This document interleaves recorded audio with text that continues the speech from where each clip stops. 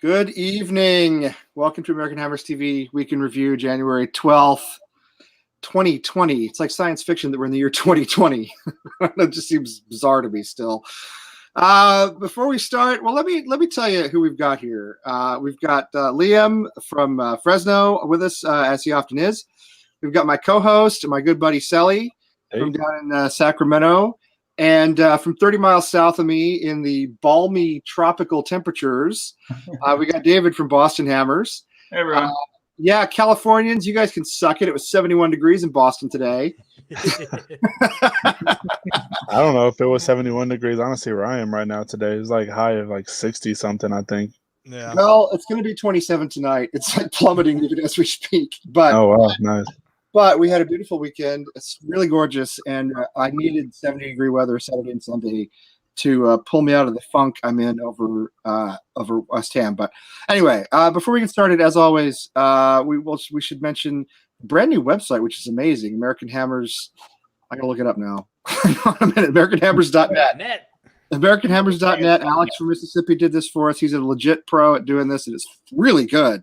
Really good. AmericanHammers.net. Please check it out. Everything's on there except I don't think the scarves are on there yet, but you can get our ahtv.threadless.com stuff from there. There's a link from there. Right now I'm watching Ray and Liam earlier today. They're talking about stuff. They did a show earlier today.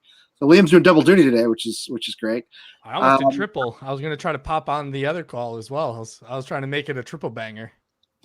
So you want to just like go ahead and like call your divorce lawyer now, or pretty much? This morning, my wife seriously was like, "Wait, you're doing what? Don't you already do a show on Sundays?" And I was like, "Yeah, this is extra. It's a bonus episode." It's good. We appreciate it, though. It just helps a lot. And you do. I mean, I only do twice a week now, so I'd like to do more. We'll maybe get into more. But anyway, so yeah, check out AmericanHammers.net. It looks really good. You can get to our Threadless store from there. Fantastic West Ham stuff. And also, if you do want a scarf, they're still for sale on the old website, which is AmericanHammersTV.us. And there's still a link to the scarves from there. They look really good. Beautiful, proper claret and blue scarves, American Hammers TV on them. I don't have mine with me. I should have brought it up here to show again. But anyway, it's worth looking at. I see Neil here. I see my friend from the other Chelmsford, Thibaut, Trevor, from OG Chelmsford. I'm in new school Chelmsford. Guys, I go to church on Sunday mornings. All right. I don't mind telling you that. I have to believe in the promise of eternal life because right now supporting West Ham is pure hell. It's just so bad. Never a dull moment, but I mean, come on. Last season, if you remember, we had probably between 5 and 8 points taken away from us by bad refereeing decisions, right? And I said last season, and yes, Gabe, it was. I said last season, bring on VAR because it'll help us. All the refereeing decisions go against us, and finally we'll be able to get some justice. Well, predictably, we've now had the most VAR decisions go against us of any club in the league, right? That had to happen. You knew that was going to happen. And as we've talked about for a long time, it is just an absolute kick in the nuts. It is just a brutal, torturous system that takes away a 92nd minute equalizer in a pivotal match. It's just, and not just that, but the stupid handball rule, which is infuriating to me. The whole thing where it's not hand to ball to hand anymore. It's just like the ball is somewhere near your hand, and if you don't play for Liverpool, then it's a handball and your goal is disallowed, even if it happened 40 minutes before it was scored. So anyway, you guys all know all that. I want to, this is true. This is true. VAR got the decision right. It's true. The rule is messed up. That's the biggest problem is we didn't actually get screwed. The rules were right. Exactly. It was the rule again with Antonio. It was the same way when he scored against, I think, Southampton earlier this season. He gave me one anyway. But this one was worse. So what I want to ask you guys now, the handball rule I think is outrageous, but I don't think there's, it's not even worth discussing. But to me, it's pretty clear, and we'll get to more West Ham specific stuff a little later, but to me, it's pretty clear that VAR is sucking the emotion out of the game. Like, you can't even celebrate a goal anymore. We know that now. That happened to us 2 days ago. So let's assume that VAR is here to stay, because I think it probably is. How do we fix it? What do we do with it other than getting rid of it, which I don't think is an option? What do we do to make it work or make it better or make it less brutal? Do you guys have any ideas? Whoever wants to jump in can start. I mean, it's something like we've seen in what was it, Australia, where they had come out and they even have like the mic, they have the ref mic'd up, so you can actually hear the conversation that happens between him and happens in the booth. Ray, we haven't seen each other in so long. Yeah, they didn't show like 8 hours ago. Right, I have a song about that, Ray. Let me sing it to you real quick. No, it's interesting because it's this concept of how do we make it better, because there are leagues around the world like I don't think anybody really felt this same frustration during the World Cup, right? Like they implemented it during the 2018 World Cup. Yeah. You know, if anything, the decisions that were right, we were thankful that they got them right. Right. I'll be honest, I don't know how many on American Hammers here are fans of MLS or have watched MLS, but honestly, the implementation in MLS has been awful, to be honest with you, where there has still been a lot of really bad decisions. The decisions that have gone have favored the teams that some would call the league has an agenda when it comes trying to push them, trying to generate more viewership, more a stronger fan base, especially for some of the teams that were more recently added to the league. And it's oh yeah, see, like Neil's saying, it works better in Australia. Nobody complains about it there. Yeah. No, and I think that's maybe what it is this is the first season. Like, yeah, it sucks. It sucks that it's gone against us in such a harsh way. Really, the Bournemouth game was probably the only time we've actually gotten a fair shake with the rescinded red card for Cresswell, and then also the incredibly soft penalty for Mark Noble that it actually did go a route. Yes, but in the game we won anyway by a big margin. But yeah, super soft penalty. Plus, we did get a point at Brighton because Brighton had a goal disallowed. Let's not forget about that. Well, that did happen, so it hasn't all been bad. Well, that and Manchester City had a goal disallowed in the first match. The first armfit decision. Yeah, we would have lost 6-0 instead of only 5. Hooray! So I mean, well, it could come down to the goal differential. That's what's funny, though, is we're sitting here like 2 points ahead of Bournemouth and 1 ahead of Watford and Villa, and I mean, who knows? You know. And honestly, that's what it comes down to. May save our whole season. Who knows? It's true. And to be fair, it may destroy our season. Where it's that one offside goal that we probably would have gotten if it had only been relying on the linesman. Yep. And unfortunately, it's not going to happen. So I think there's a lot of aspects of the games that still need to be reevaluated. So I don't think it comes down specifically just to VAR, because remember, it's not the system; it's the people that are utilizing the system to decide whether or not it's very true. Very true. And it's the rules that it enforces, right? And what people always say is, and I'm sorry, David Estelle, I'll let you guys get in a minute. All right, no worries. What bothers me more than anything else is people say it should be used for clear and obvious errors. Yeah. All right, fine, except that if you're going to use VAR, and we've seen it, Wolves had a goal disallowed against Liverpool, and if you saw the photo of it, you know, it was disallowed for offside, and it came down to like pixels on the guy's shoe. Like, it wasn't even a good picture. You know, I'm not going to look it up because it'll crash my browser, but it was like pixels on the guy's shoe showing him being offside, which again, and I've seen this on social media, even retweeted something along these lines.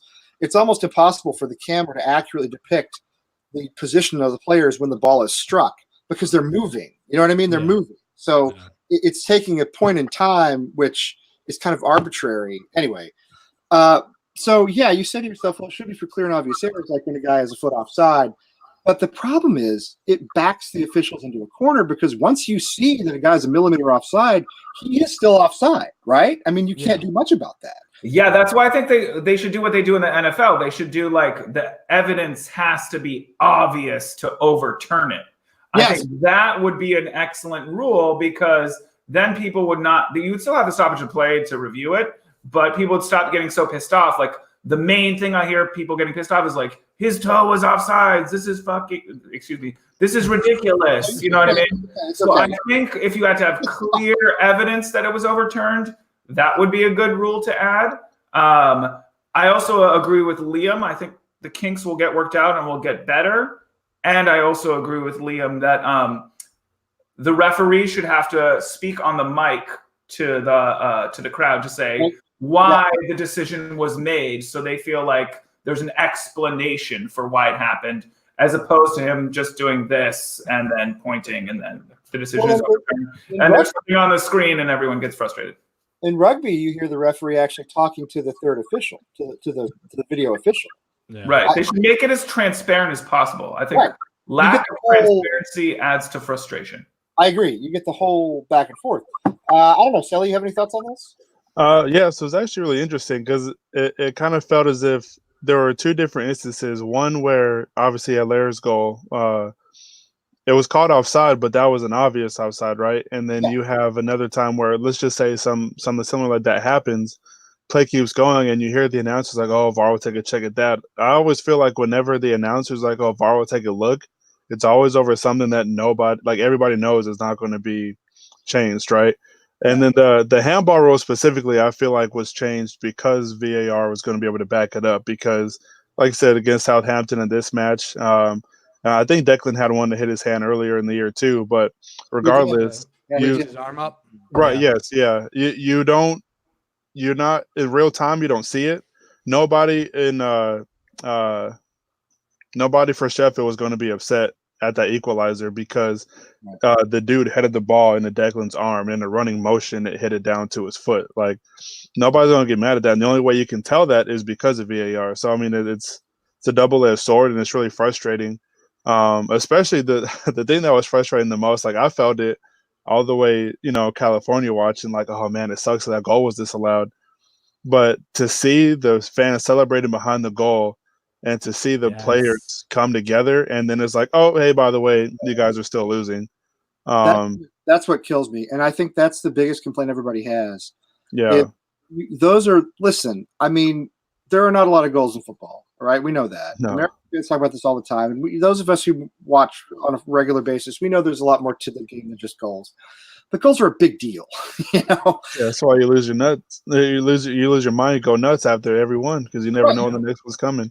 You get to do that, I mean, maybe once or twice a game in a good game, right? If it's competitive, you get to do that once or twice, and that's it. And other than that, you cheer for a good save, you cheer for a good tackle, whatever. But I mean, the only time you get to go bonkers, is when there's a goal. And so the whole idea that now we have to wait for somebody to look and see that's what kills me. And I don't know what to do about that. I mean, I don't know what to do about that because I watch less of the NFL than I used to. I watched 0 minutes of the playoffs today.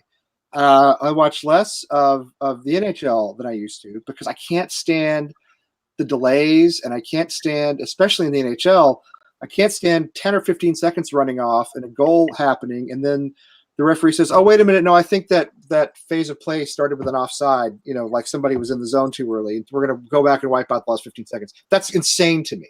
Yeah. Whoever came up with the idea for offside in these sports did not intend for it to come down to millimeters on a camera. They didn't want somebody parked next to the goal. You know what I mean? Yeah. Well, I'll say one thing too that's similar to the NHL. Like what they should do with VAR is NHL. You have one. I don't know if it's the NHL headquarters or whatever the case may be, but in Toronto, whenever there's something that comes down to replay, there's booth in Toronto or wherever, they're always looking at it. It's the same people. Like that is their job. That's true. I think the Premier League should do something similar to that, to where you have just a group of people who this is their job, and all the VAR decisions will go through them. But at the same time, too, just like everybody else was saying, you do need an open line of communication. Maybe it might not be a conversation that you hear in the moment, but at the end to describe it. I think hearing the conversation would be fine. They do it in rugby, and it's very, very wide open. The official says, "I want to know if this is a try. Did he get the ball down?" And okay, well, and then the video official comes back and says, "Yes, he got the ball down. No, he didn't. Here's what happened." And then you hear the whole thing. To me, I have no problem with that at all. But do you think they need to implement they get so many challenges similar? I think it'd be perfect. I would think about that for NFL. too. you get like 3 challenges a game, or like, you know, you get 1 challenge per half, or whatever the magic number is going to be, but it limits the amount of usage that you can have when it comes to VAR. And most people are going to save it for when it is a potential goal, or when I was thinking about that, but then it would be the same thing in terms of like blunting the emotion. Just like in the NFL, they wait, everything in the last 2 minutes is checked. So they would still check the late goals, and it would still blunt the emotion of what just happened, that you're celebrating a goal and then they're checking it, and oh no, that emotion got taken away. But doesn't it force the teams, like my biggest complaint about this last match is that we were relying on a last ditch effort to try to get that equalizer, when honestly we should have been pushing by the 55th, 60th minute. I think that there were a lot of changes that could have been made to that lineup. There could have been substitutions that were made earlier that would have impacted the game a hell of a lot sooner than by the 83rd minute or whenever Fornals got brought on. So I think we set ourselves up for failure to some degree. Oh, we did. Yeah, but I'm not talking about our game. I'm just talking about VAR in general. Oh yeah, like in general. No, for sure. But Sully makes a good point. How does it work? I mean, who actually does the reviewing in the Premier League? I think they have a person inside every stadium that does it. I could be wrong, but I remember 4th official. Yeah, the 4th official, something like that. Because I know that's how college football does it. Because I know a guy who's a replay official in college football, and that's what he does. He travels, or he's in the Sun Belt Conference, I think. So he goes to some real garden spots, like Jonesboro, Arkansas, and he does replay official, and that's all he does. He's not an on-field official. He used to be, but he's not anymore. He's just a replay guy.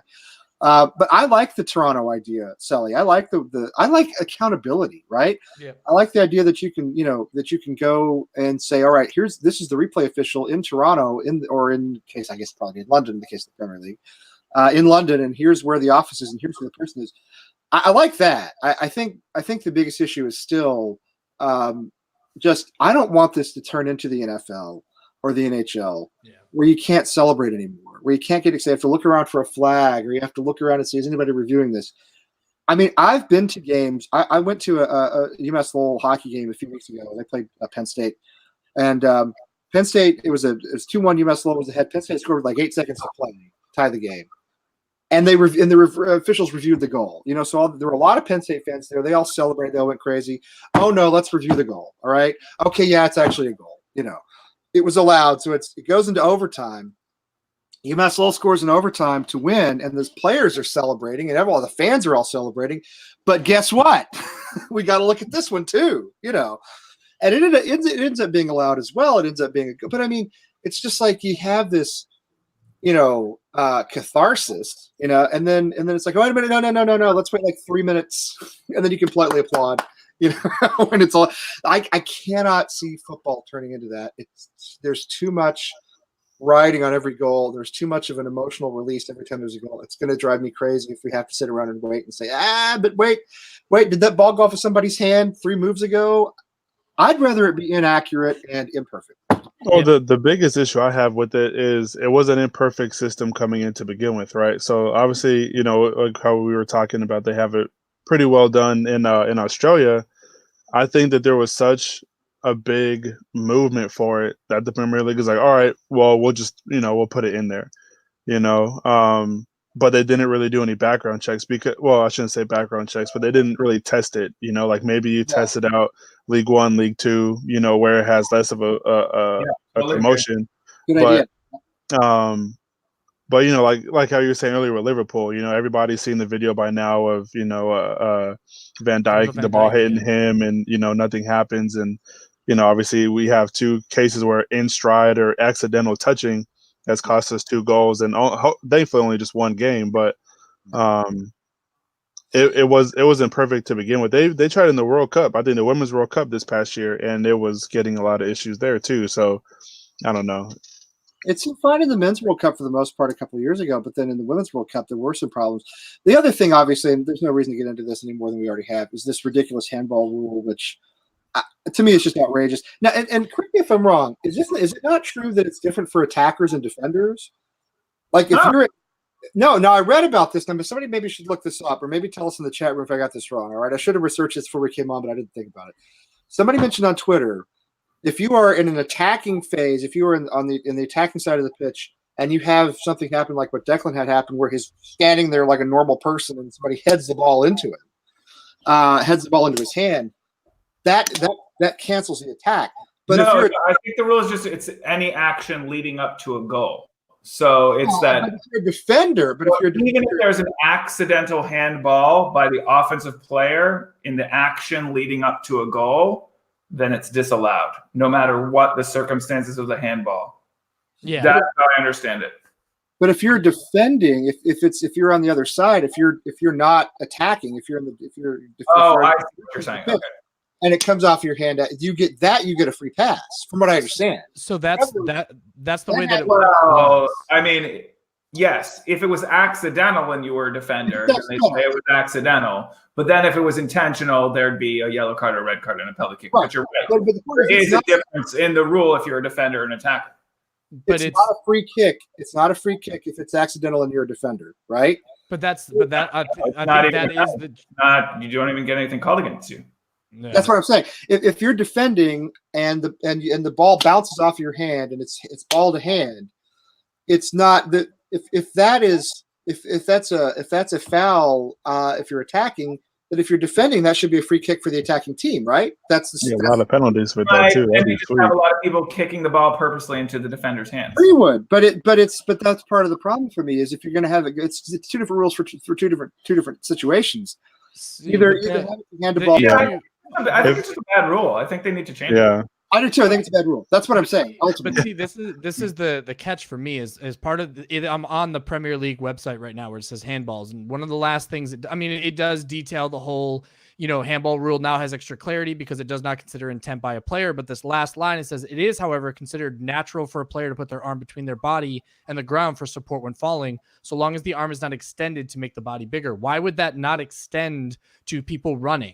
So if it's Right. natural for you to put your arm out to stop yourself from falling, why is your arm? Nobody runs with their arms behind their back. you're not going to be an Irish step dancer. You know what I mean? The river dancer. Trust me, this is not natural. There's nothing natural. It infuriates me because there is a shout for the second handball that Antonio had when he was running. He kind of straightened his arm out as he was running, and you could misconstrue that as he was trying to maintain the ball, feeling that it was I could see that. That one, it wasn't the worst I've ever seen. But this one, like Declan's arm is right here. It's exactly where he was as he was running at the rump. So now all you have to do as a defender is head it towards or kick it towards the hand of an attacker, and it's gonna kill the play. I think this rule is gonna get changed as we go down the line. But I also feel I read this take on Twitter that I hadn't thought of, but I actually agree. It's an overcompensation for attackers cheating in the past. It is purposely heading down the touching the ball with their hands so then they could kick it in or just send it in, like Callum Wilson against us or Chicharito against Carter. I think it was an overcompensation for that. So then you could say you can't judge if a player did it on purpose. So you could say no matter what, it's going to be disallowed. But now they went too far the other way. Well, and the the Thierry Henry example, if you guys remember the World Cup qualifier. That's another great example, Thierry Henry. Yeah, when he I think it was 2006 World Cup qualifiers. Yes. He was slapping Against Ireland. It was against Ireland, if I remember. It was. Thierry Henry can kiss the fattest part of my ass. Thanks for 2006, you bastard. I didn't even know you supported Ireland, Liam. Aren't you Italian? Look at this arm, my friend. Okay. It's the first time meeting you, so. No, David, you get a pass. Lee and Selly have been putting up with my dumb ass for 3 months now, so they should know better by this point. Before my wife got me this flag, there was an Irish flag hanging behind me. I thought your last name was like Soprano or something, isn't it? Ha ha ha. My cousin did a DNA test. We are 3% Italian. It is pretty much our last name is the most Italian thing about us. We were 93% Irish, and the rest of it is Native American and Haitian. I know. I doubted the Haitian myself, but whatever. I was gonna say I'm not seeing a lot of Haitian, but that's cool. It's right here. It's right here. It's the illustrious black hair. It's the hair, yeah. Yeah, because I think Sally's parents are Haitian, so you guys are cousins. Yeah, my dad, yeah. We both live in California, so Hey, I got a cousin 3 hours north. Nobody's ever seen you in the same room, so yeah. So we may be the same person. If Tony Cascarino can be Irish, then I guess you can be Irish too. But right? Oh, no, Ray Liotta is Irish. He was adopted, so then he traced back his heritage. Ray Liotta is actually Irish. I did not know that. I did not know that. True. I would believe it. Well, he's certainly Irish I read numerous articles on it. Goodfellas, because him and De Niro can't be full-blooded like into the mafia because they're not they're Yeah, you have to be 100%. They're hybrids. Full-blood Sicilian, and they're not. Yeah, No. that's why they're not. No, that's obviously one of the greatest movies ever made. Of course. But Lee, I was going to tell you, though, if you go to that same page for deflections, though, it does say Premier League players will be allowed extra leeway when it comes to ricocheted handballs.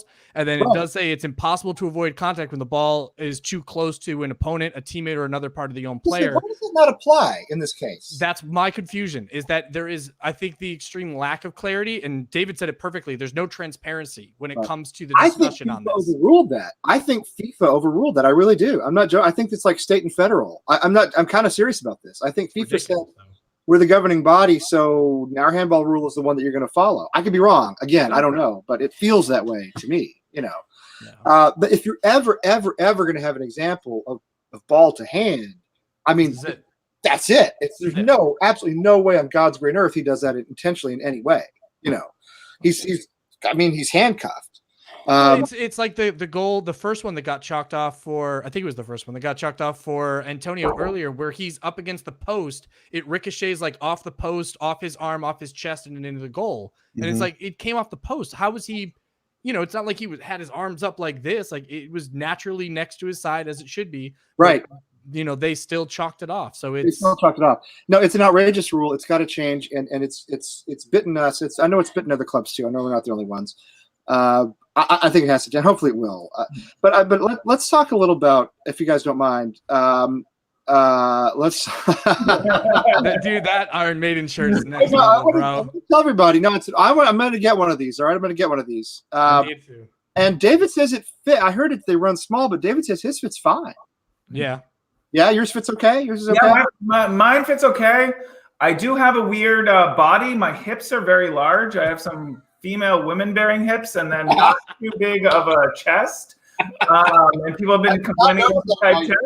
But no, it fits great to me. So I don't have any complaints. But maybe a unique body. That's I'm chesty. You know, I'm a little chesty, so I might go on size up because I hear it fits. It's a little tight. I am not chesty. Lee is full-breasted. I am pretty chesty. It's true. No, it's very true. I'm, you know, I have a blessing, you know, in the bosomal area.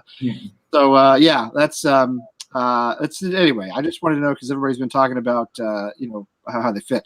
So yeah, you can see it on me. It fits fine for me. It's XL. I wear XL or L, and I don't have any complaints. I would say maybe if it's tight, just do one size larger. But all right, that's good to know because I do want one. I'm going to get one eventually. So I wanted to let's go back to more, you know, football related things without talking about the horrors of VAR and everything else. I want to find out where you guys are with David Moyes right now. I'll give you my brief take and then let me know what you think. I think we're playing much better under David Moyes. I think we're playing with more intent. I think we are better organized. And I certainly think it's an upgrade of Pellegrini. However, I did not like some of the decisions he made against Sheffield United. I thought Fornal should have started or at least come in before the 85th minute because Lanzini was garbage. Yeah. And I don't know I know we were stuck with Zabaleta at right back, but Moyes seemed to put him in sort of a wing back type position, which, man, how are you going to do that with a guy who's out there on a walker? I mean, I don't know, you know? You know what I mean? Got a wooden leg. Yeah, exactly. A guy who's slower than I am. I thought he made some tactical errors. Well, not tactical errors, actually. That's not true. Well, actually, yeah, it is kind of true. You know, tactical errors, but also player errors. Not his best managed match, and yet we were a very unfortunate call/review away from what would have been a very creditable draw against what is now a top 6 club on the road. So I'm keeping faith in David Moyes for the time being. What do you guys think? Are you the honeymoon's over, but are you still where are you on it? No, I'm Moyes out. As soon as he got a loss, I was gonna be out. No, I'm just kidding. No, I mean, That's fair. Liar, I believe you. Done with this bullshit. Get him out. No. I know. Should I do Brooklyn accent so we can feel like Charlie's here tonight? I can. Charlie's probably like He's probably- fuming. I was going to say Charlie's got steam coming out of his head. Charlie's probably on fire right now. That's why he can't. Poor guy. That's why he couldn't come on tonight. Yeah. But it's tough, man, because I definitely was on cloud 9 with those back-to-back win with Moyes. Even with the Gillingham game, I didn't think that I think we set ourselves up awkwardly trying to go into a 3-5-2 with literally just playing days before in a 4-4-1-1. I doubt he really had enough time to make that much of an impact on them to have them be effective in that type of tactical lineup, that tactical situation. With this one, the substitutions, the decisions were very Pellegrini-esque. Yeah, they were. It was very, very much a head scratcher. I'm with you. Fornals has been honestly better every single time he's been on the field. Every game he's shown he's better. He's improving over the last time. Lanzini, for me, has not done anything in the last season and a half, let's say, to warrant a place on that starting lineup. Yeah. I really thought with Fredericks going down, though, that we were going to line up in a 3-5-2 because I thought that we were probably going to, we shift Masuaku over to the right-hand side, right? You play Diop, Balbuena, and Ogbonna in the back, probably Diop in the center of Balbuena on the right, Diop on the left, Masuaku and Cresswell as wing backs. You've got, I call it an empty bucket where you've got Declan and Rice sitting in front of the center backs. You've got Anderson. No, Frederick's talking. Sorry, Tim. I get booted out of this. All of a sudden, Tim just vetoes my presence. That's what's going to happen. He's just going to check out. But then I would like Anderson kind of, you do like a front three, but you do Anderson in the middle, more of like a number 10 role. And then you have Antonio, or in this case maybe Fornals pinching in on the left hand side, and Allaire more on that right, playing a more forward role. But that's me. I mean, that's the way I would have lined up this group, especially against Sheffield, because we would have been able to pin back their fullbacks. We would have had Declan and Noble to dominate and redistribute in the middle of the field. But this game was fucking sloppy. Like everybody was playing like mislaid passes. Yeah, every ball was behind the runner. Like nobody was feeding through. Nobody was leading somebody in through the back. It felt super disorganized. It seemed uncharacteristic, especially coming off of that Bournemouth game, that we would have played this messy. It threw me. I wasn't expecting it. Yeah, and I'm curious, Richard, if you'd follow up when he says Fornals, Diop, and Sandgras and Allaire are not, and Anderson, it's half our team, are not Moyes type players. Tell us more, Richard, in the chat room if you would, because I'm not totally sure what you mean by that, but let us know. Sully, David, what are you guys thinking? Go ahead, David. I think I agree with the majority of what Liam said. I think kind of what we faulted Pellegrini for was that he wasn't willing to adapt. He wasn't willing to switch to that 5 at the back, or whatever you want to call it, 3 with wing backs or whatever. And I think it's going to take some time for him to get that into action. I think he viewed the FA Cup game against Gillingham as, we're probably going to beat them anyways. So let's try to practice it. I think it's going to take some practice to get it going. I also agree that I do not understand why Fornals did not start instead of Lanzini. At the bar I was watching it, everyone was saying the same thing. Yeah. Why is Fornals not starting ahead of Lanzini? I mean, if you're going to bring him on as an impact sub, then bring him on as an impact sub. Don't bring him on with that too. Yeah, I mean, I think if you're saying you want someone fresh to make a difference, they're going to make more of a difference in the 70th minute, and they have 23 minutes to play if you include injury time. We were down at that point. So why not bring him on in 70, 75 minutes and give him 15, 20 minutes of a run out, Mm-hmm. I didn't. Anyway, that's what you're saying. I just didn't get it. Yeah, I didn't get that either. And I actually don't want Snodgrass to start, and I don't like him in the midfield overall. But I actually do have to give David Moyes credit in the sense that he put Robert Snodgrass on, and everyone, including, was like, we think this is a bad substitution. But then he did deliver 2 quality free kicks, so maybe that was the point of the substitution. And he scored what he could do those free kicks. And he scored what would have been a goal like last season, So anyway, what are your thoughts, Sally? Yeah, so I think with the new formation, the team just kind of needs time to get into it. I think that's kind of why you see a lot of passes not going to the right person, this and that. We had a ton of our midfield was pretty jam packed, I think, and you got 5 across, and then essentially almost like 8 people in such a small area. Yeah. I think they just have to get time, just communication and stuff like that. I like the formation. I think and this is in any sport, no matter what type you're going to play, you have to have the right players for it. So maybe we're just also finding out that we don't have the right players for this type of formation. Yeah, well, I think that's what Richard was saying, when he talked about moist players and not moist players. Anyway, go ahead. Yeah, I'm not sure. Yeah, I mean, I see that too, but I mean, at the same time, he did also, coach in Manchester United, and they have the players, so we'll see. But dang, I completely forgot what else I was going to say. But Fornals, I think, should start over Lanzini. Lanzini should come in as a sub, period.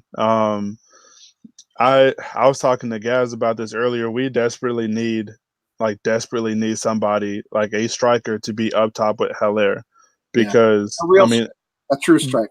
Yeah, a true striker. Yeah, I mean, and it's unfortunate that we sold Chicha, because I think they would have been paired great together. I think their two styles would have complemented each other perfectly. But it is what it is. Antonio, I like him a lot more on the wing, because I think he's a game changer, period. I think if he played up top, he might not get as many hamstring injuries because he wouldn't have to run so far. But we'll see. I don't know. It's frustrating, and I said this last week. I'm not over the moon about him yet. I mean, the 2 wins that he had are 2 wins that we should have had. Bournemouth looked bad. They lost 3-0 at home to Watford today. Yeah, I mean, half their team is hurt. I mean, if that was us, we wouldn't be beating anybody either. And Gillingham, League One, should beat them. Yes. This was his first test, and I think after we conceded, especially after if Haller was on side, probably should have been up. But regardless, I don't think the team folded and crumpled how they have in the past. They still came out and they were playing. Could have, if Haller wasn't offsides, we could have been 2-1. Or even if that one's still disallowed, the goal that was taken away still could have been 2-1. So I think we played well enough to win, but I do think anything more than a point would have definitely flattered us. I think that's fair. I thought this was a game that we could win. I did not expect it to be as sloppy as it was all the way around. And then, I mean, frankly, we just had some poor performances. Like Noble had a bad day. Lanzini doesn't look like, let me ask you this. Was Lanzini ever that good? Before he got hurt? Yeah, definitely. Lanzini was one of the best players on the team before he got hurt. Dude, he had one pretty good free kick. If I recall. No, he did. I know he did. I know he had some. Yeah, he played terrible. So, but No, look at him when Payet was still here, right?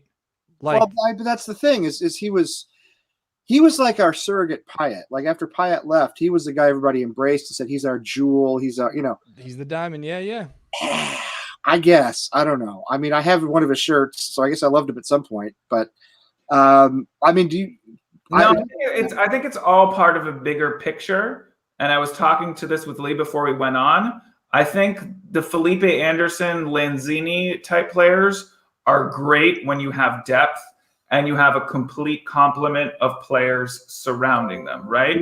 Yeah, this even goes back to Haller and him not having another striker to play off. So we have terrible depth at striker. But when he was with Eintracht Frankfurt, he linked up with Jovic, and he had 13 assists last year. And you see him, and you're like, oh, he's terrible at passing, and his timing is off.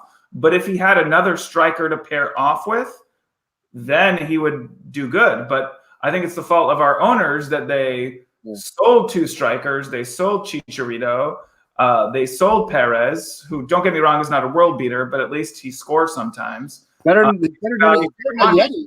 I think it's insane. I think it's insane that we only have 2 real strikers. Yeah, and one of them's a Yeti. Why spend all this money on Haller when you don't sign a second striker to support him? And we have all these wingers, but who cares? You know what I mean? We have another striker. Like Lanzini knows, like he can't play his game. He's never going to do a lot of tackles. He's never going to be an asset on defense.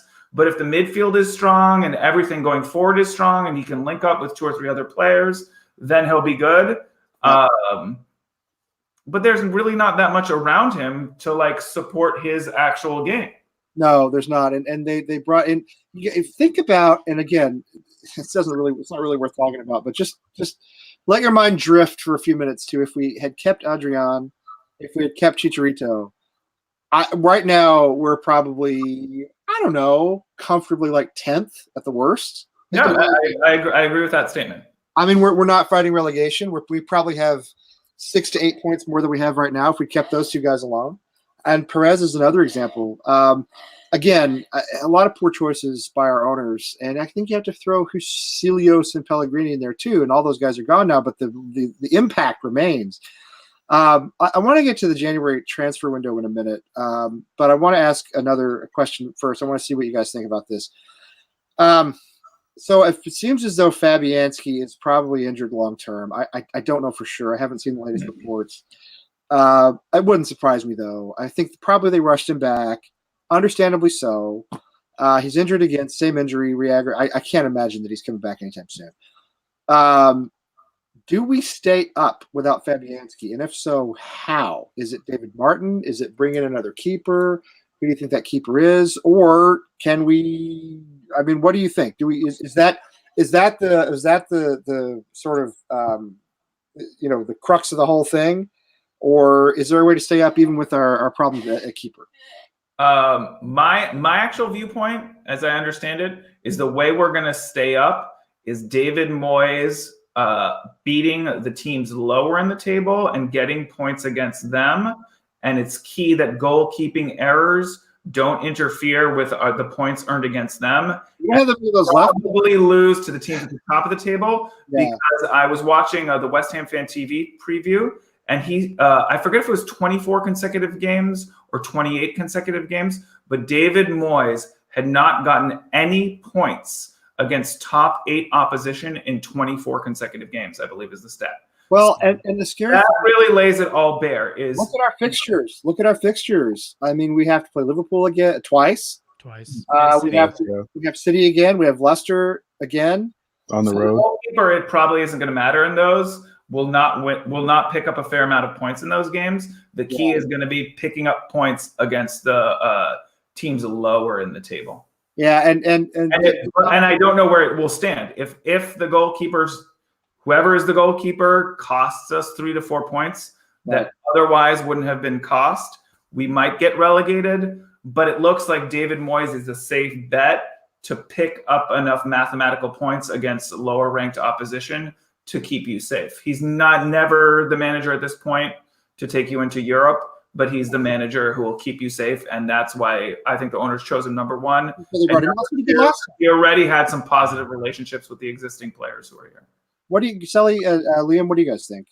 Go ahead, So you're saying is Fabianski pretty much the end all be all to Premier League? I mean, kind of. Or can we overcome this keeper crisis that we clearly have right now? And so how? Well, it's interesting because Darren Randolph is crippled, and he shouldn't even have been somebody that we went after in the first place. Yeah. Roberto should never wear the colors again. No. David Martin, I mean, he had a decent game outside of the blunder that, and ultimately cost it for us. I don't know if you could put all the shame on him or on Balbuena because there just was a whole cluster all the way around.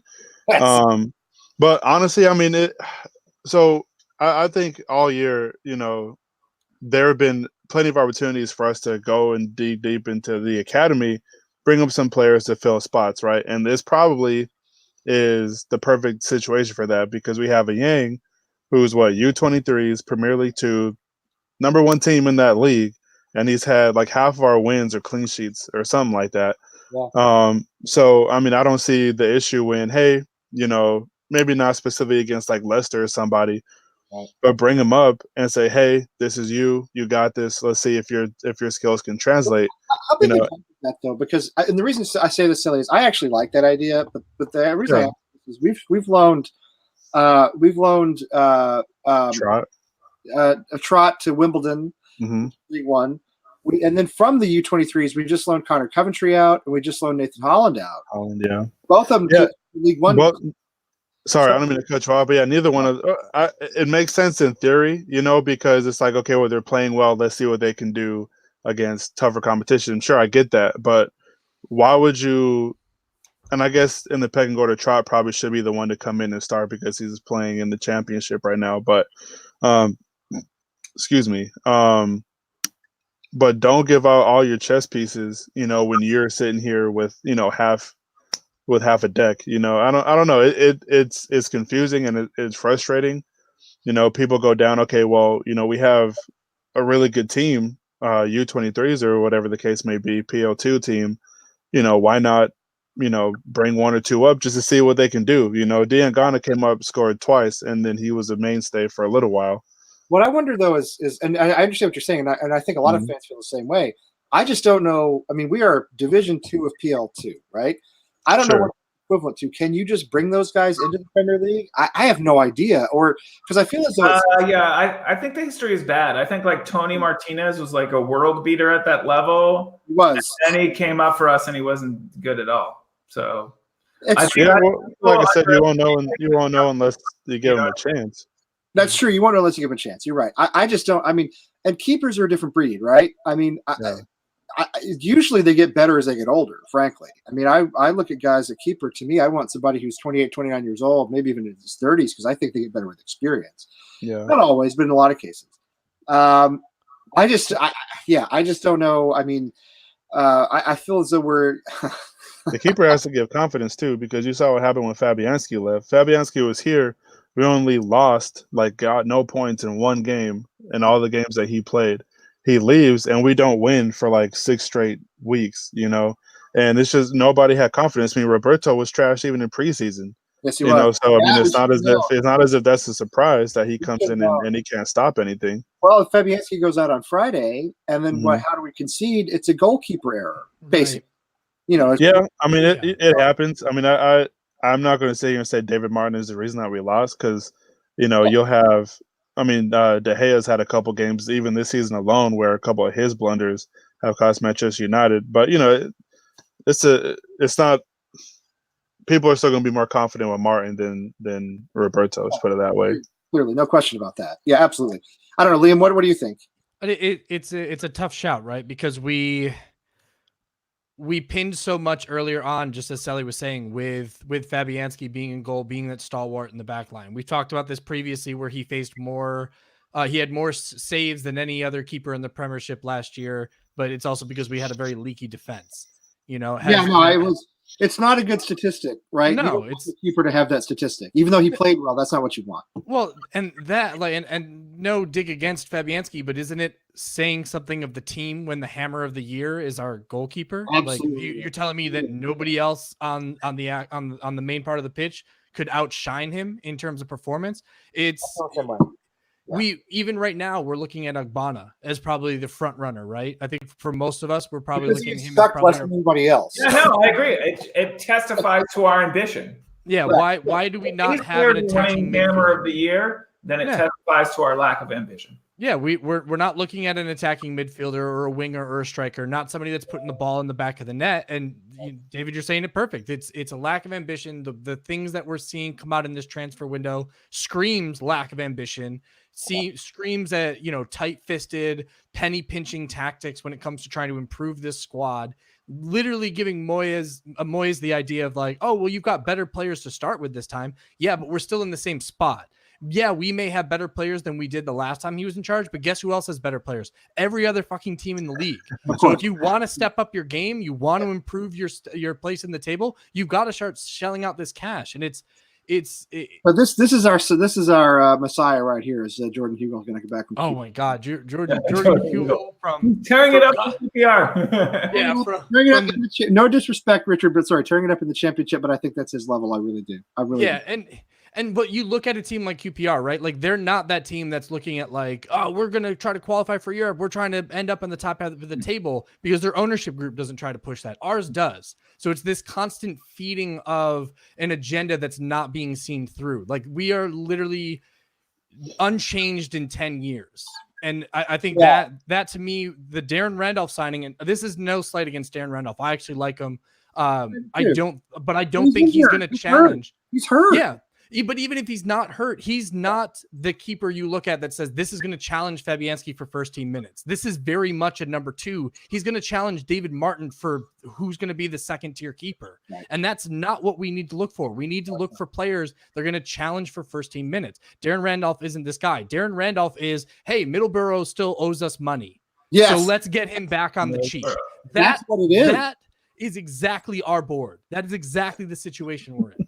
And I'll tell you something else, and I think that's an excellent point. And I wanted to move into the transfer window anyway for the last 10 or 15 minutes. We missed out on the Fernandez from Benfica. Apparently, he's going to Spurs. That doesn't surprise me at all. I don't know why anybody would even be surprised by that. The biggest Spurs. Well, I mean, the biggest problem I have with our board and transfers, well, not the biggest problem. The biggest problem is that we're cheap. Number 2 problem to me in terms of setting fan expectations, which they've always been very bad at doing, is somebody in the organization is letting these things leak, right? Ex-West Ham employee on Twitter, this guy, what's his name, Forbo, something like that on Twitter. Forbo, yeah. All these in the knows, right? No matter who they are, somebody's telling them something, and that's coming from within the organization. Now, you guys, Sully, you're in the Air Force. I'm sure this is more relevant to you than anybody else. But I think we all have more or less like professional jobs here. When I started my current job 2.5 years ago, one of the first things that HR and all the leadership in the company drilled into me was don't leak, don't say things, don't talk to anybody. And I work for a company that does tax compliance software. This is not national defense. You know what I mean? This is not like, it's not going to make or break anybody's life. But we do have sensitive information. I mean, the whole rule was like, don't take pictures inside the office just in case you get somebody's screen in the background with a proprietary message on it or something, or, somebody's personal tax information, whatever. I think it was a very strict thing that was drilled into us. Be careful what you put out there publicly. And clearly this ownership is not saying that to anybody because somebody inside that organization is leaking stuff every day, hour by hour, and it's going up on social media. And I think it's damaging, not because other clubs are seeing what we do, but because it's setting fan expectations to an unrealistic level. I mean, you read this stuff like, oh, hey, Fernandez has agreed to deal with West Ham. Well, except now he's going to Spurs. Or, oh, we're in for, Carlos Baca was the one I always go back to from several years ago in the summer. Oh, he's coming. Well, he's not coming. I think they've got to shut this stuff down. I think they've got to stop this and run the club like a professional organization and not like some stupid, like East End, Trotters trading company, only fools and horses, like, guy selling stolen stuff out of the back of a truck. That's what bothers me more than anything else is the way they let this stuff happen. And then, these transfers that are never going to happen, we all think they're coming and they don't come, and it makes us look like idiots, It's damage control, Lee. That's all it is. It's damage control. As long as they continue to leak that stuff, because they do it when they know that we're not going to sign that player. Then they have that to fall back on to say, well, we tried. It's just, these ITKs, everybody else leaked it. And it's like, no, you're the ones that are leaking this stuff. This is why we're in the position we're in. And they could shut that down. Gold, Sullivan, and Brady could shut those leaks down immediately. Every organization does this. You guys know this. Every organization does this. You could shut that stuff down.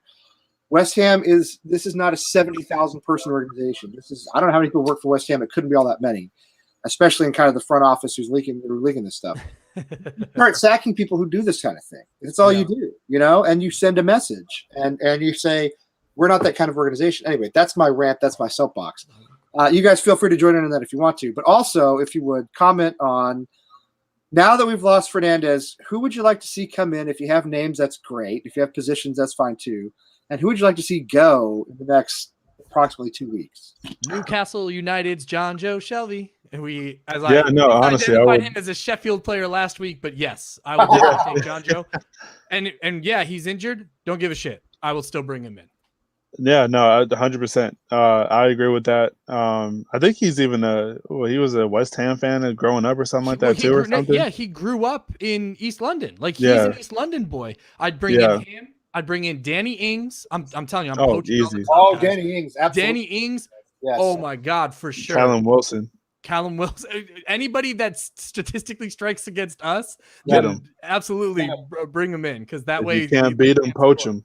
Fuck, Yeah, so I man. mean, we're talking about Danny Ings, Kellen Wilson. We're talking about strikers. Shelby's an attacking midfielder. Attacking midfielder, which would be a great trade out for Lanzini. You Yeah, perfect unload him number 10. off to Italy. You can easily bring in John Joe for cheaper than what you're probably going to sell Lanzini for. I mean, the Italians, they'll spend the money. You could still develop Fornells. He's another player that can help strengthen that midfield.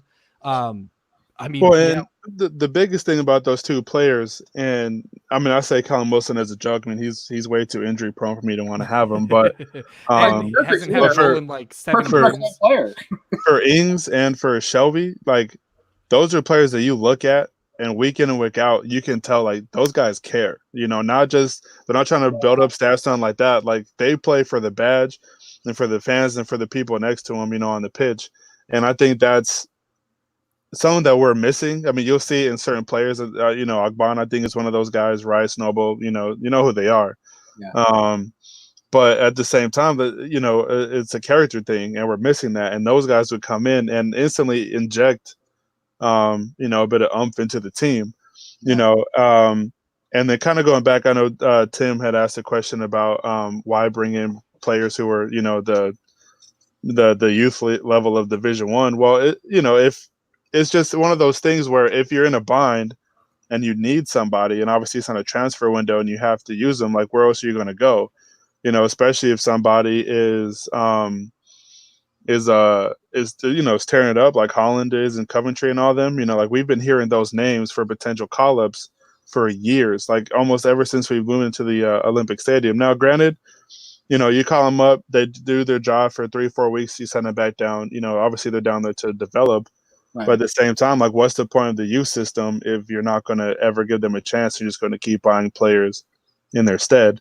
I know that's a majority of it, but at the same time, like fans would love to see, Holland or somebody. And I get it with goalkeeper is kind of tricky because you could have look at oh man, who was it? Whoever the keeper was before Manchester United's De Gea right now, he was their keeper for almost 15 years or something.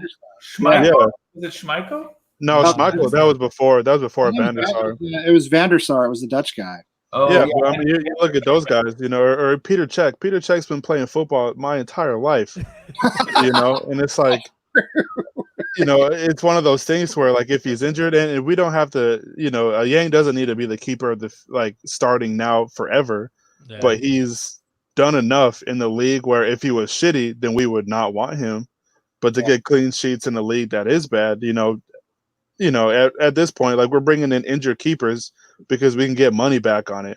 Yeah. So it's like, why not just give him or try a chance just until Fabianski or whoever is healthy, and then let them be the backup. Yeah. David, what are your thoughts on the window? I don't know. I don't have any specific players. I definitely, like I said, I feel we lack depth. So I feel we need a striker who can just be a second striker to play off Haller. That's not easy to get for a cheap price. It's hard to get in January transfer window. So I don't even know who would be a candidate for that. I think they're talking about Olivier Giroud, but I think that's paper talk. I don't think that's he scored 0 goals this season, and his looks just finished. Wilshere should be dropped. But our owner, like big names you can get in on a loan and not pay a fee, even if they have big wages. So then you. Well, and this is actually not in the context of all this. Sorry, this is not a bad question. Like he's disappeared. No, he's injured apparently. Yeah, well, I think he's hurt. Is he injured? He's injured, but like okay. Tex and I talked about this on the last episode of American Hammers Radio, which if you have not tuned in, please make sure that you subscribed on your podcast service. That's true. You should. But we talked about that with Yarmo. I think he's a guy that doesn't fit into Moyes' plan. I think Moyes literally came in and was like, "You're not going to feature." I don't even think he's been on the bench for either one of those things. For this last game though, it was shown that he was also as part of the injured list, so that's why he wasn't going to feature on the bench. But I thought he was played up front, honestly, with Haller because he is a great for Ukraine. But we Yeah. talked about before. David was saying we don't have any other strikers. I mean, we technically do with Yarmo. He's just been played out of position the entire time that Pellegrini's had him under the. Yeah, he's more wing. technically a forward winger. You know what I mean? We Yeah. don't. like Renato, Antonio's the same way. You tell me we play a front three. You put a layer up at the top. You could put Antonio and Yarmo as wingers that pinch in. That's a threat going into the box, especially because Antonio can get up and get the headers. Allaire and Yarmo are both incredibly tall, physically impressive individuals. But I'll be honest, I'll sell Lanzini, Wilshere, Yarmo. Hell, man, I'll even sell Antonio if you're going to give me San Maximan. If you're going to give me John Joe Shelby, you can give me DeAndre Yedlin. I'll just poach all of Newcastle United right now, and we'll thicken out our midfield with those gents. yeah, they're doing much climb better the than I table. thought they would. I thought Yedlin would be nasty, especially if if we got him and had the balls to play him and Masuaku on the wings together, In a it'd back be a wrap. It would Dude, be a wrap. in a back five I would with like that those sign. two. Yeah. That's a cheat code almost. You have pace for days. Unlock God mode. Yeah, basically. And to what Neil was saying, dang, he just I don't know if you could pop up his last comment. Holland going out on loan. Oh Yeah, yeah, Holland going out on loan is a good move. I definitely agree, especially because Oxford is in a promotion push right now. Yep. So as far as like competitive football, like he's going into it directly. So I agree with what Neil was saying, because Oxford right now, obviously, I think they're like 5th or 6th right now, but they're like a point of being a spot up of what they are. Yeah. But yeah, that's going to be great because everybody's going to be gunning for them because obviously everybody wants to get promoted. So no, I agree. I mean, I have no issue. Oh, thank you. I have no issue with us loaning players out. It's just it just doesn't make sense to me to loan players out that could help us right now. yeah. No, I understand that. David, do you have any more? I'm sorry, I feel as though I cut you off. Do you have any? Oh no, yeah. There's just one player they've been talking about on the forums who he's that like kind of box to box midfielder, but maybe he's more attacking. His name is like Sander Berge. He plays for Barry. Yeah, or Genk. I don't know their full name. yeah. Like, young. He's like the player we never signed. He's like young. He could be good. He could fire. He could be a failure. You know what I mean? But he would just add a bit of like pep in our midfield, and he wouldn't be that expensive for like regular World Soccer. I think it would be like 19 million or 20 million. So I was hoping we'd sign him, but our owners never make big signings in the January transfer window. Well, If they weren't cheap, that's who I'd want us to sign, but they are cheap, so I know it's not going to happen. Doesn't matter. the funniest thing that goes on during each transfer window is how you have those ITKs that bring up a name like, hey, the team is interested in this. No one knows about him. They'll go on YouTube highlights. Oh, this dude's actually pretty good. I want him. And then from then, anytime you see him, hey, is he in? Is he in? Is he in? So you didn't even know about him, the day before his name was brought up. So I mean, Fernandez is gone. Sure, smart move by him going to a stable team with good owners and probably is going to, be up top for a while. But at the same time, like nobody was saying anything about Fernandez until January 1st happened. Yeah, I agree with you, Sally. I'm with you on that completely. If people and this is why one of the reasons why I hate the leaks that we talk about. When these leaks come out, I don't blame the sources here. I don't blame X or Formo. I blame whoever's doing it from within. Yeah, it's not their fault. It's not their fault. They're just passing. They're doing. Listen, they're keeping people interested. Right. But I'm with you. You get a name thrown out there. So it's like, who do we have? Do we have him? And yeah, all of a sudden, this is the next Maradona who's out there. And as you said a week ago, nobody's ever heard of him. Nobody watches Genk. Nobody watches the Belgian league. I mean, were you just like totally? I heard these guys on FIFA. Yeah, that's people know him from FIFA, exactly. Which you're not watching the Eredivisie? Come on, man! That's the next up and coming league right there. I used to watch the Eredivisie when I lived in Holland, and I still follow a little club called Excelsior in Rotterdam, but they are in the second division now because they got relegated, and their stadium. What a name for a club! Hey, as a native in the Belgian league, so. Yeah, as a native New Yorker, I enjoy any team named Excelsior. I will definitely take that to the win. Excelsior Rotterdam has a stadium that holds 3,500 people, not 35,000. That's a party. 3,500. I used to live down the street from it in Rotterdam. It's very quaint. It's actually really ugly. It's all just a big metal box, but great little club. The fans used to collect scrap paper and recycle it for money to keep the club afloat. It was called the Scrap Paper Club in Holland. So little tiny club, little tiny fan base. They used to be a little Rotterdam Feyenoord feeder club, but they've gone independent. and they were in the first division for a long time. Now they're in the second. But anyway, Eredivisie, absolutely love it. I kind of do, seriously. But 3,500 is a family reunion, dude. Right. no, it's tiny. It's tiny. It's smaller. It's way smaller than the high school football stadium in my hometown. I mean, considerably smaller. So, anyway, David, I'm with you. He looks like a good player. I think we've got to sign a right back, though, don't we? I mean, a right back and a keeper to me is where, like, we need striker or we need a box midfielder, but Fredericks is not, and I don't love Fredericks, but we cannot move forward with Zaba at right back. Either we have to go to 3-5-2 or have to find somebody else. And then we're clearly in a keeper, a keeper crisis. And no, I didn't mention it, did I, Gabe? No, I didn't. See, that's just for you that I held off. I was talking about somehow. Wait, did you live in France or something? What are you talking about?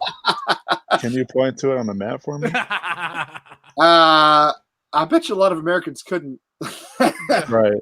Oh, you like Saint Etienne, right, Lee? I wouldn't mind Jan Mvia from Saint Etienne just to add some steel to our midfield.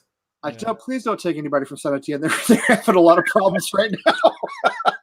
They've gone from 5th to like 15th in the last month. They've been hit with a huge injury crisis. Sounds familiar. 5th to 15th. And they're not allowed to have stadium. They can't have fans in their stadium. They can't have fans in their stadium. They're playing at the PSG game. Fans have been shooting flares and they can't have fans. It's a total disaster. That club is. You think supporting, and obviously I'm a much bigger supporter of West Ham. If you think supporting West Ham is a mess, Saint Etienne is a whole story I could tell you sometime over drinks because it's a different world altogether. It's crazy. Yeah, it's a whole new kind of sickness. That's pretty. Oh, it's totally bonkers and nuts. And that's actually worse than being a West Ham fan. Mm-hmm. Anyway, so we got a few minutes left, and I know we're quite a ways off. And as I always say, it's dumb to do predictions when you don't know who's going to be in the team or who's injured or anything else. But clearly, we have to win on. It is Saturday, right? Yeah. Yeah. Saturday. Thankfully. Saturday, proper Saturday match. Clearly, we have to win on Saturday. I don't think there's any question that we have to get 3 points at home against a club that is, ahead of us in the table. But I mean, let's face it, this is not Everton in 1986, right? This is a vulnerable Everton team. There is no question to me that we need 3 points. I think without 3 points, we're in extremely serious trouble. We're already in the second half of the season. So I want to know from you guys, what do you think? Give me your vague idea of who starts. You don't have to be all starting 11, but do you think Fornals gets in? Do you think Antonio will be back? I've read that he might be. Who do you think is in our key positions, and what do you think the score is going to be based on what you know right now? I think that with Moyes, I haven't talked to him this week, but I know that he really listens to the show. So I think me talking about that 3-5-2 is probably gonna propel him into going with that as a lineup. I know he watches. Yeah, no, he watches. Moyes definitely does. I mean, him and I go way, way back. So I mean, no reason for him not to watch. Yeah, he's usually the first. He's the first text that I get after we launch a new episode of American Hammers Radio. The first text I get is Moyes goes, "Oh, bang up job, mate." I'm like, "Oh, thanks, man. Fun, lad, fun." Yeah. Good shout. But yeah, no. So I actually would prefer to see like a 3-4-3. As I was talking about, kind of having that front three, but the middle of your front three is a little bit more recessed as like a false 9 or a number 10, while the other two can pinch up at the top. I don't think you can play Zabaleta. I think he completely gets exposed for lack of pace on that right-hand side, and all you're going to do is you're going to ping back your winger at that point. So I do think that it does make more sense to do either a 5-3-2 or a 3-5-2, however you want to call it. I do think you need Snodgrass in there. I don't think we have anybody else that's particularly accurate when it comes to set piece delivery, and that was something we were definitely lacking until Snodgrass came on in the Sheffield match. Of course, the downside is you give up pace, and then who else are you going to pull out of that starting lineup? I mean, and Everton have a lot of pace. They shred us down the wings. That's what worries me about them. And I think that's where my guess is going to be we're going to play a sit back and counter in this game. So I think the 3-5-2 will look more like a 5-3-2 with the wing backs pulled back to give some more support and then trying to play the ball up. If, as the reports are saying, Antonio is fit, then I fully expect him to be up top with Allaire. And looking at the standings, I mean, Brighton and Burnley are on the downturn. If we can nick 3 points out of Everton, that allows us to jump both of them. Yep. and gets us up into 14th. I mean, Newcastle's on 26, so I mean, we're not going to catch them with one game, but they're also on the downturn because of the injury crisis. Southampton, oddly enough, is on an upturn. Everton, they've only lost one in the last 5, so once we get up to kind of that middle of the table, it's definitely a closer race. But I think versus the teams that are surrounding us, I mean, it should be easy for us to catapult up. But I mean, keep in mind, it is, Everton and then Leicester and then Liverpool. So we're not, if we're going to get points, this is the game to get them. This is the game. Do you think we do it? I think we do. I think we choke out a 1-0. And I fully Even expect with David Martin in goal. Lee, we've got a chance. Martin's in goal. Come on, Well, he's done it twice. He's done it. Yes. No, look, it's the one bad mistake. I mean, we saw Adrian make mistakes way worse than this. So I mean, I'm gonna give him a fair shake. I'm gonna point the some of the blame at Balbuena as well, because he has been slow to receive passes from the keeper. I would almost wish that we would stop trying to pass to him. I agree. So I think that They're too casual. He plays too loose with the ball sometimes. I mean, he's gotten his pocket picked, and he's allowed other teams on a breakaway. So I would kick the ball long to make sure that Martins doesn't re-injure himself like we just saw Fabianski. I would actually have Balbuena come back and take the long kicks. We've seen it done in the past. I mean, if it's going to mitigate the potential for us to have another injury to that position, I'm with you. Yeah, I'd rather have. I think that makes total sense. Absolutely. If you're going to have 3 center backs, any one of those 3 can kick that ball long. No question. I'm with you. I think that's a great idea. And I say we get another goal chalked off, so we're all tearing our hair out. And Sally, you can pull some facial hair. But I do think that Antonio puts it in the back of the net. I think Allaire gets the one that's chalked off. I think Antonio smashes it in. Which I think if he's back, it's a huge difference. Sally, what do you think? I agree with what Neil was saying too about the formation. Do exactly what we did against Bournemouth. 4-4-2. I know that they weren't in their best form, them being Bournemouth, but you have to play who's in front of you. This game being on the road makes me nervous because, as Liam said, they are in good form. They've sacked. Home. Are we home to Everton? No, we're away. It's a home match. It's a home match. No, it's definitely home. I bought tickets for. It is. I'm sorry. Yeah, sorry. I'm looking at the schedule through an Everton thing, and I was looking at it wrong. Anyway, So since they fired Silva, back in December, they've lost 1 game, 2-1 to Manchester City, drawn twice, and won 4 games. So they've been playing really good. And the clubs that are in bad form that come and beat us. So I'm not sure. Yeah, that's true. I mean, everybody's beating us at this point. Good form, bad form, it doesn't really matter. But I think this it'll be a good test to see how Moyes can bounce back from a loss that probably shouldn't have been, and especially one that was at the death and really painful. Because you could definitely use that moving forward. That's motivation enough. Just don't put yourself in a position to need a last minute goal, and then you won't get hurt like that. But we have more to play for, if that means anything in this game. It might. But 4-4-2. Just don't lose. It's so frustrating. I'm so tired of it. Waking up so early just to watch the team suck. And then I know, and having to come on here and talk about it. David, what do you think? I'm going to go different. I say because of Everton's pace, I want us to pack the midfield. I want us to have more players with pace in. I want to do 5 at the back. I want to do Cresswell, Diop, Ogbonna, Masuaku, and then we have to go with Zabaleta. There's no one else. It's not that I want that. Johnson might play if he's fit. We just need that. But that's why we pack the midfield and get a lot of pacey players on there, because we have to overcome the necessity of him being in the lineup. Then we do Rice, Noble, Fornals.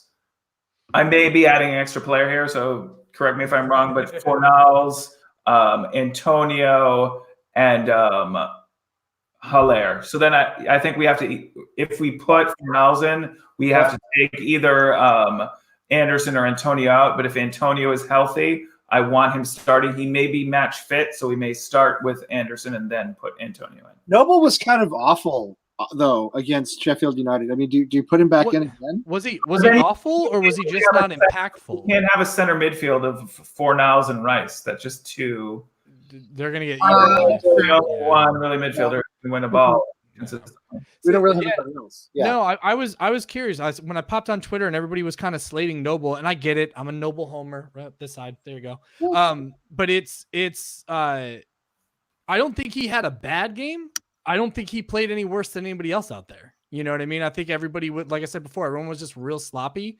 So it's hard to pick Noble apart. I just don't think he had the type of game that he did against Bournemouth, which he was a badass against Bournemouth. I think we just expected to see that. But And the other thing about Noble is how he is. He shows up in big matches. He shows up in derby matches. And this is a game where we have to win. It's a game at home we have to win. If he's ever going to show up, it's going to be in a game like this. yeah, He's going to be a leader in a game like this. David, what do you think? Do you think we win it? I'm actually a little hesitant about this match just because Everton was our bogey team. Then we got 2 or 3 good results against them, and they're kind of our bogey team again. Yeah. Our home form has also been pretty bad this season. Yes. I say more a draw. I'm predicting a draw. I would be happy with a point in this match. I know we need something good to happen after the last result, but if David Moyes gets two victories, a heartbreaking loss, and then a draw against Everton, despite the fact that we have 2 tough games coming next, I think a point is a good result. And I say 1-1, Everton, West Ham. Everton feel like us of the North, honestly. Well, they kind of are. I mean, they kind of are, actually, in a lot of ways. I think they are. I think that's true. I think if Antonio is healthy, it gives us a huge boost. I think David Martin will put in one of his better performances, assuming he's going to play. I hope so. If Fab is out, which I think he is. I mean, again, before we know starting 11s and all that, it's hard to say. The one thing I'll say for these players is, as bad as they've looked at times this season, as disinterested as they've looked at times this season, when we've absolutely had to win, they've actually done it. They went in and they beat Chelsea. They went and they beat Southampton. Every time we've been in real danger of sliding into relegation, or like against Bournemouth when we were in the relegation zone before the match, they've gone out and pulled us out of it every single time. Which is funny because whenever we needed them to jump up into a European League spot, they want to lose. West Ham going to West Ham, right? Right? Those Swansea and Stoke losses. Yeah. Well, part of that was Pellegrini's weird starting 11s. David, I'll never forget you being at Premier League mornings in March and having to announce that starting 11 on TV. And just being like, what? Yeah. What are we doing? I felt so bad for you. I was like, poor guy. Do we have a cup game next week too? Do you think the lineup gets affected by a cup draw? I think the cup game is. Yeah. Or is that 2 weeks? Yeah, I think it's 2 weeks or something after. Okay. I want to talk about that too, because I don't honestly, one of the things we talked about on the show a few weeks ago is, would you take relegation in exchange for the FA Cup? And I would, but maybe not everybody would. But that's a different topic altogether. It's because you've been drinking. Every time we've had to win, we've won. And I know that's not a very West Ham thing to do, but I'm generally a pessimist.